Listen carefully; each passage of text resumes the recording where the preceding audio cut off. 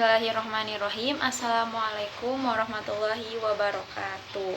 Kami dari kelompok 6 yang akan membahas tentang perkembangan bahasa tulisan dalam kegiatan membaca di MI kelas tinggi, yaitu yang pertama-tama yaitu tentang pengertian membaca. Membaca adalah suatu proses yang dilakukan seseorang untuk mendapatkan pesan atau informasi yang disampaikan oleh penulis dalam berbagai ragam tulisan. Tujuannya itu untuk mendapatkan informasi, pesan yang mencakup isi atau makna dalam tulisan.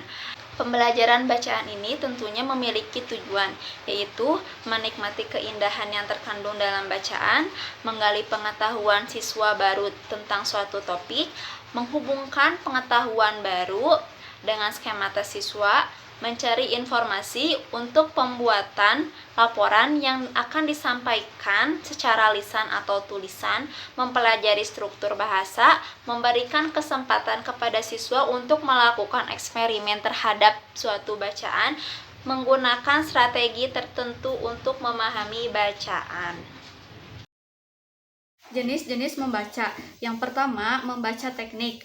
Membaca teknik bertujuan untuk melatih siswa menyuarakan lambang-lambang tulisan dengan lafal yang baik dan intonasi yang wajar. Yang kedua yaitu membaca dalam hati. Siswa dilatih untuk membaca tanpa mengeluarkan suara dan bibir tidak bergerak. Bahan bacaan disesuaikan dengan kemampuan siswa, yaitu bahan bacaan sederhana dan yang telah dipelajari sebelumnya.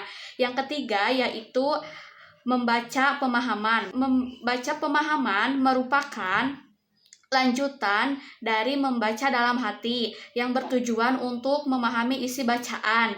Yang keempat yaitu membaca indah. Pada hakikatnya, membaca indah sama dengan membaca teknik, tetapi bahan baca yang digunakan yaitu puisi atau cerita anak yang memerlukan penghayatan dan penjiwaan. Yang kelima yaitu membaca cepat. Membaca cepat bertujuan agar siswa dapat menangkap isi bacaan dalam waktu cepat dan guru yang memberikan waktunya.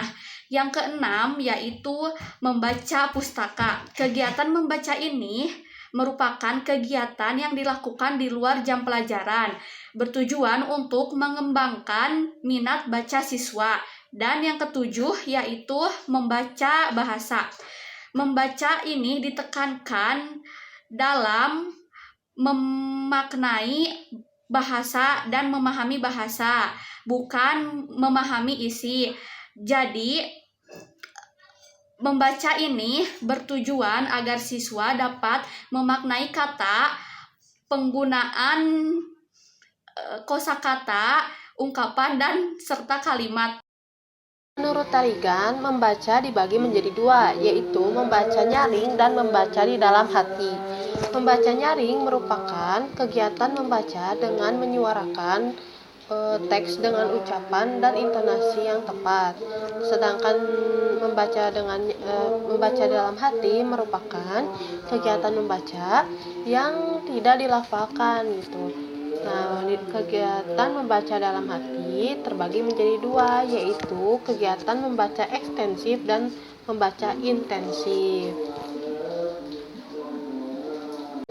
Yang pertama adalah membaca ekstensif. Membaca ekstensif merupakan kegiatan membaca melalui berbagai sumber, namun dalam waktu yang sesingkat mungkin, dengan tujuan untuk mendapatkan informasi dengan waktu yang efektif dan efisien. Nah, yang termasuk dalam kegiatan membaca ekstensif yang pertama adalah membaca survei. Membaca survei merupakan membaca dengan tujuan untuk mendapatkan informasi dengan memeriksa dahulu teks yang akan disurvei, kemudian melihat-lihat dan kemudian meneliti teks tersebut. Yang kedua, membaca sekilas. Nah, membaca sekilas ini ditandai dengan gerakan bola mata yang cepat untuk menelusuri teks. Yang ketiga adalah membaca dangkal. Membaca dangkal ini tujuannya untuk mendapatkan informasi atau pemahaman yang dangkal saja. Biasanya dilakukan pengalaman untuk mengisi waktu luang atau sebagai hobi yang pada akhirnya nanti akan mendapatkan tujuan dari kesenangan kita gitu. Yang kedua adalah membaca intensif. Membaca intensif merupakan kegiatan membaca dengan bersungguh-sungguh untuk mendapatkan sebuah informasi. Jika tadi membaca ekstensif memerlukan berbagai sumber, ya kalau intensif hanya dalam satu sumber atau dalam satu teks. Nah, yang termasuk dalam membaca intensif yang pertama adalah membaca teliti. Membaca teliti merupakan kegiatan membaca yang dilakukan dengan ketelitian yang sangat tinggi dalam membaca bacaan yang sulit. Dan yang kedua, membaca memahami. Membaca memahami adalah kegiatan membaca untuk memahami standar-standar atau norma-norma kesastraan, resensi kritis, dan pola-pola fiksi. Yang ketiga adalah membaca kritis. Membaca kritis merupakan kegiatan membaca secara mendalam, evaluatif, dan bijaksana dengan tujuan untuk menemukan seluruh makna dari bahan bacaan. Yang keempat, membaca ide. Membaca ide merupakan kegiatan membaca dengan tujuan untuk mendapatkan jawaban dari sebuah pertanyaan. Nah, yang kelima adalah membaca kreatif. Membaca kreatif itu merupakan kelanjutan dari membaca ide. Jadi kalau tadi membaca ide merupakan membaca yang tujuannya untuk mendapatkan jawaban dari sebuah pertanyaan. Kalau membaca kreatif, setelah mendapat jawaban tersebut, hasilnya itu dapat diterapkan dalam kehidupan sehari-hari. Terima kasih. Baik, selanjutnya bertemu lagi dengan saya, Sukma Mirtul Hayati, dengan NIM 11820901006. Di sini saya akan menjelaskan tentang pemilihan bahan bacaan. Nah, bahan bacaan merupakan faktor yang sangat penting dalam menunjang keterlaksanaan kegiatan pembelajaran bahasa Indonesia. Semakin bagus bahan bacaan, maka semakin bagus pula pemahaman siswa terhadap materi. Variasi dalam penyajian bahan bacaan juga mempengaruhi ketertarikan siswa dalam mengikuti pembelajaran. Penggunaan bahan bacaan berupa buku cerita yang bergambar akan menambah pandangan dan ketertarikan siswa dalam pembelajaran. Intensitas pemanfaatan buku cerita bergambar pada kelas 3 lebih banyak dibandingkan pemanfaatan pada kelas 4-6. Pada kelas 1-3, hampir 80% guru menggunakan buku cerita yang bergambar pada pembelajaran bahasa Indonesia sebagai bahan bacaan tambahannya. Buku gambar yang disajikan berisi cerita-cerita singkat. Sajian cerita yang disukai anak kelas 1-3 berupa cerita-cerita tentang hewan.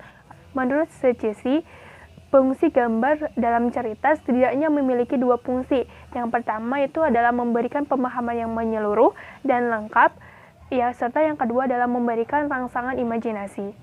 Pada siswa kelas 4-6, intensitas penggunaan buku cerita bergambar sebagai bahan bacaan sebesar 65%. Hal tersebut disebabkan karena tingkat berpikir siswa mulai berkembang operasional konkret. Pada tahap ini, siswa sudah mampu melogikakan sesuatu. Siswa pada kelas 4-6 lebih suka cerita yang berkaitan dengan keseharian atau cerita-cerita yang mencerminkan pengalaman-pengalaman yang mirip dengan mereka alami. Cerita yang disajikan juga lebih kompleks.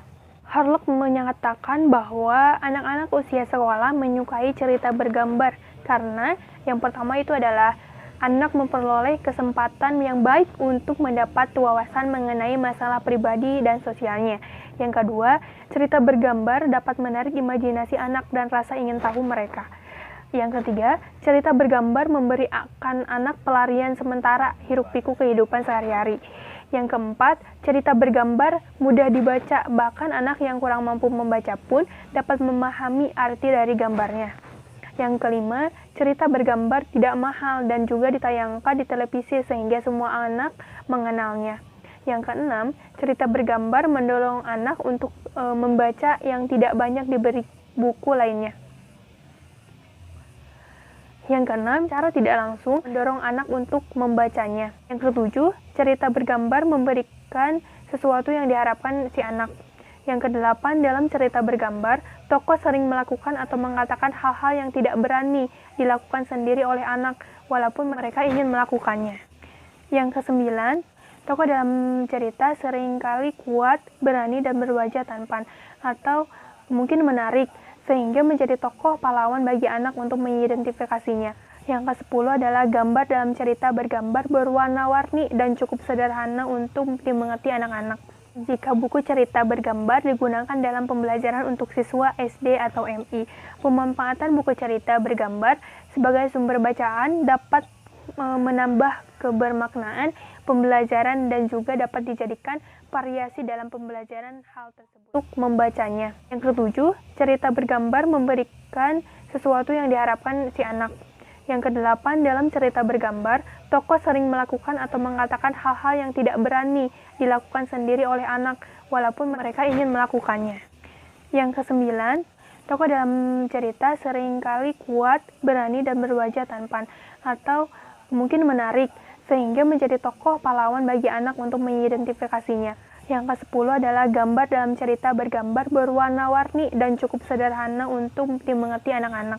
Jika buku cerita bergambar digunakan dalam pembelajaran untuk siswa SD atau MI, pemanfaatan buku cerita bergambar sebagai sumber bacaan dapat menambah kebermaknaan pembelajaran dan juga dapat dijadikan variasi dalam pembelajaran hal tersebut.